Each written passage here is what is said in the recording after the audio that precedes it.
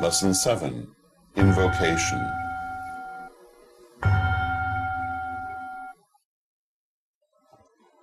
An invocation is a kind of prayer, addressing deity or a particular aspect of deity and asking for deity's presence or aid. In Correllian Wicca, we have two basic ways of looking at deity: universal deity and personal deity. Universal deity is conceived of as being everywhere and in everything. Universal deity is the divine consciousness behind the energy that forms and gives life to all that exists.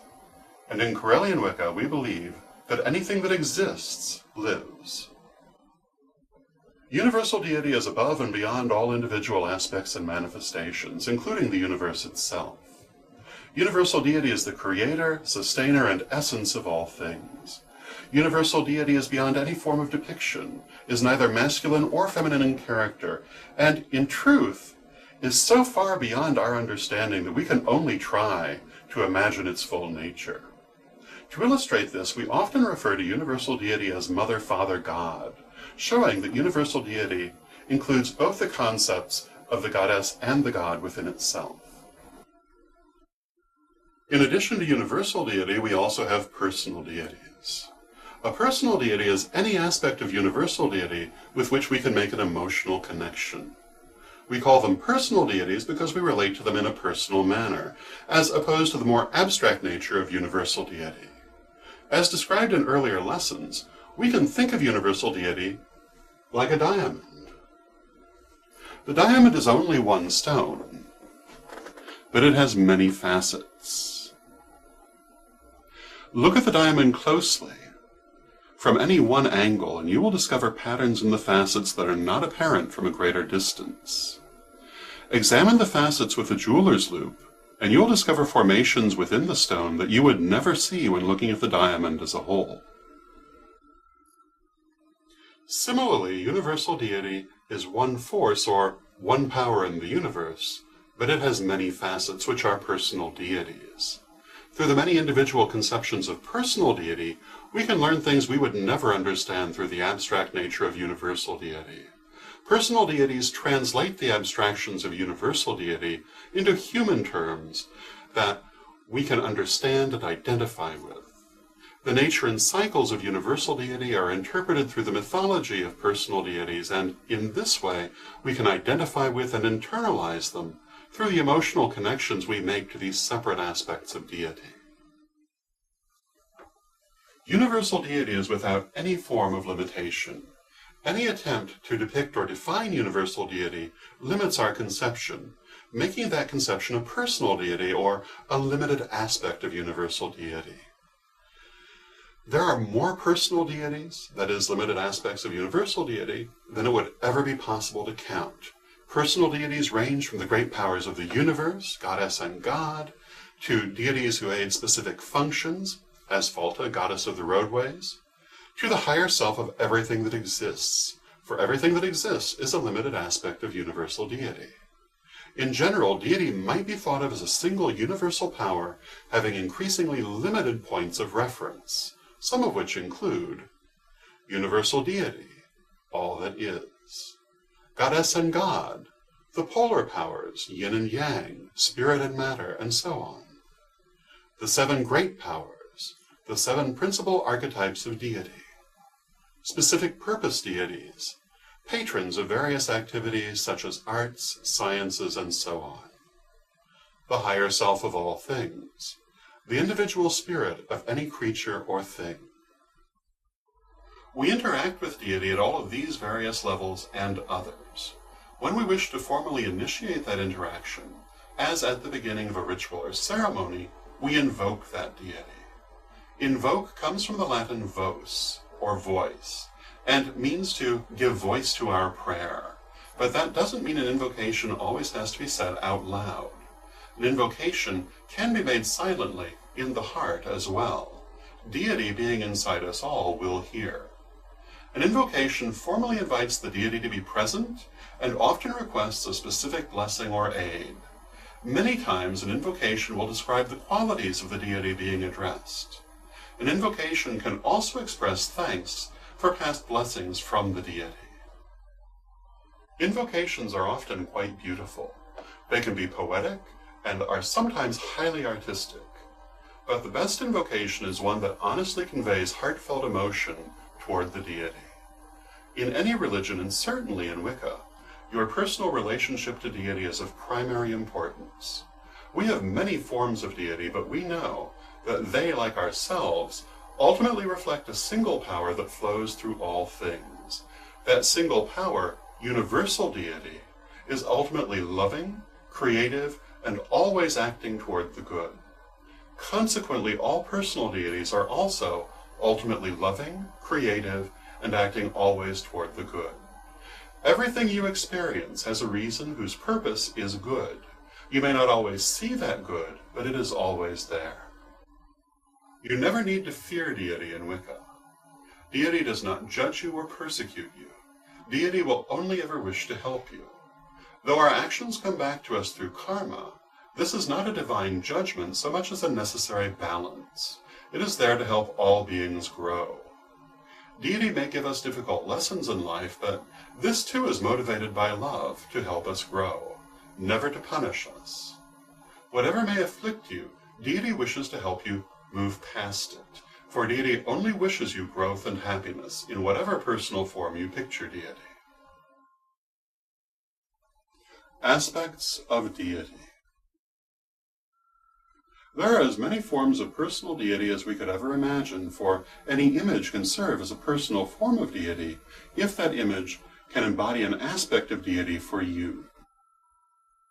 All forms of personal deity will correspond to one or more of 7 basic archetypes, sometimes called the 7 great powers, or various similar names. You'll see deities grouped in larger numbers, often groups of 12, but these will only tend to duplicate the 7 basic forms. Most of the world's cultural pantheons include dozens or hundreds of deities, duplicating the 7 basic archetypes many times over. This is because smaller local cultures and their pantheons come together and grow into larger, heterogeneous cultures, while retaining their distinct original traditions. In this chart, we have not attempted to deal with all of the deities of a given culture, but rather with the major deities of these cultures and their correspondences to the 7 basic archetypes. Patron deities. The reason we have so many forms of personal deity is so that people can make a personal, emotional connection to deity. The abstract nature of universal deity is difficult for most people to comprehend or form an attachment to. A personal deity, on the other hand, portrays aspects of deity in terms that are very easy for humans to understand and which have strong emotional appeal for us. We have many, many personal deities because each person is different and has different needs for deity to fulfill. Deity is all things to all people. Consequently, deity must have very many personal forms. The particular aspect of deity that a person best interacts with is called a patron deity. The patron deity is the form of deity you work with most. For some people, the relationship with their patron deity will be intense and highly emotional. They will receive dreams and visions from the patron deity and may learn to channel oracles from the patron in time. For other people, the patron acts as an inspiration and an example, helping the devotee to develop the qualities the patron personifies. There are deities whose principal qualities are virtues like wisdom, courage, or magical ability, and the devotees of these deities hope to develop these same traits by choosing them as patrons. Other deities have virtues like creativity, happiness, or self-expression, and their devotees also hope to gain these qualities by choosing one of them as patron. Not every person will have one particular patron deity, nor does having a patron deity mean you do not interact with other deities.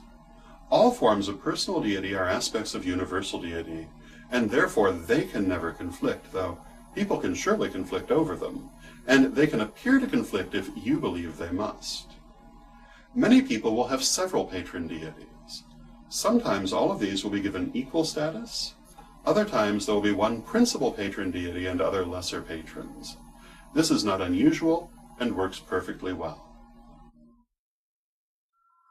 How do I choose a patron deity? Actually, your patron deity will choose you. The deity will do this in one of several ways. You may be drawn to the name or image of the deity and not really know why. The image of the deity or its attributes, such as a totem animal, may show up in your life repeatedly.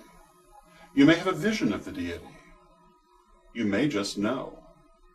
Or you can choose a patron because you admire that deity or wish to acquire its qualities. You can have as many patron deities as you need, or you can have no patron deity at all. It's not required. As time passes, you can add or change patron deities. They're there to help you, not to bind you. Care and feeding of your patron deity. Once you have a patron deity, you should talk to it, pray to it, and make offerings to it on a regular basis. A good offering is the light of candles. Other good offerings are items that represent sustenance or devotion. A bowl of water, a bowl of flour, a bowl of salt. These are typical offerings for some devotees. Incense, flowers, candy, all these are good offerings too. What is offered really doesn't matter so much as the attitude of the devotee. The offering should be made with love and genuine devotion. We expect to receive blessings from our patron deity, and we make offerings back to it, not because the deity needs them. It does not, but rather to show our gratitude and our own willingness to give back and share. Remember, your patron deity is an aspect of deity, and interact with it in the manner you consider appropriate to deity. The deity will take its cue from you. If you treat it as being aloof, it will respond in kind because it sees that's what you want from it. Other kinds of patron deity. Not only do people have individual patron deities, but professions and other activities may have patron deities as well. Moreover, individual festivals also have patron deities. Commonly, these will be one or more of the 7 great powers, any of whose individual forms will do. For example, the crone is patron of Samhain, and may be invoked simply as the crone, or in the individual forms of Hecate, or Morion, or Hela, as well as many others. The maiden goddess is the patron of Candlemas, and can be invoked as maiden, or in individual forms such as the Irish brigand. What is an invocation? An invocation, then, is basically a kind of formal prayer. It may be directed to universal deity, to a personal deity, or patron deity. Regardless, it should come from the heart and reflect genuine emotion. When you invoke a deity, you should imagine that deity strongly. You may visualize the deity in your mind, or imagine it manifesting before you. Some people visualize the deity as amorphous light, or as a ball or column of light. They may also imagine the light of deity descending into a statue or picture of the particular deity. All of these are good, as is any other visualization that helps you to focus on deity's presence as you invoke it.